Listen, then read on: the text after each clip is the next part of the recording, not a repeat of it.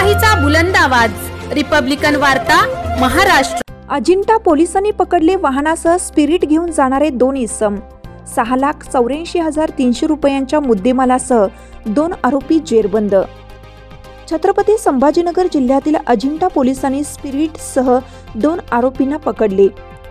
याबाबत सविस्तर माहिती अशी की दिनांक 6 डिसेंबर रोजी रात्री 11:30च्या दरम्यान अजिंठा पोलीस ठाण्याचे सहाय्यक पोलीस निरीक्षक ढाकणे, पोलीस नायक लोखंडे, पोलीस अंमलदार कोळी हे पोलीस ठाणे हद्दीत रात्री गस्त करीत असताना त्यांना जळगाव ते छत्रपती संभाजीनगर हायवे रोडवर पवन हॉटेलच्या समोरून एक लाल रंगाची तवेरा गाडी क्रमांक MH20 AA 5375 ही जळगावहून छत्रपती संभाजीनगरकडे संशयितरित्या जाताना दिसल्याने गस्तवर असलेल्या सहाय्यक पोलीस निरीक्षक व इतर पोलिसांनी सदर वाहन थांबवून त्यांच्याकडे नाव गाव विचारपूस केली असता त्यांनी त्यांचे नाव आनंद भैयालाल जयस्वाल व जयेश भैयालाल जयस्वाल दोघेही राहणार जातेगाव तालुका फुलंब्री असं सांगितलं।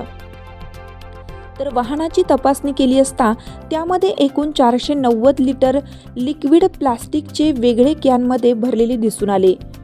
या द्रव्याबाबत त्यांच्याकडे विचारपूस केली असता त्या दोघांनी उडवाउडवीची उत्तरे दिल्याने तसेच द्रव्य वाहतुकीचा परवाना व वाहनाचे कागदपत्र लायसन्स हे काहीच नसल्याने वाहन पोलीस ठाण्यात आणून लावले असता त्यांनी सांगितले की हे द्रव्य स्पिरिट असून त्याचा उपयोग दारू बनवण्यासाठी केला जातो।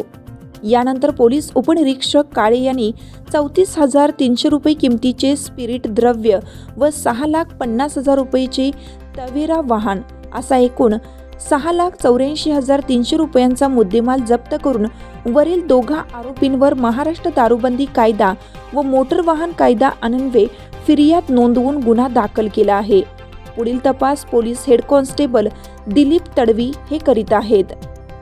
रिपब्लिकन वार्ता महाराष्ट्र वृत्तवाहिनीसाठी फुलंब्री औरंगाबाद जिल्हा प्रतिनिधी अकबर शाह।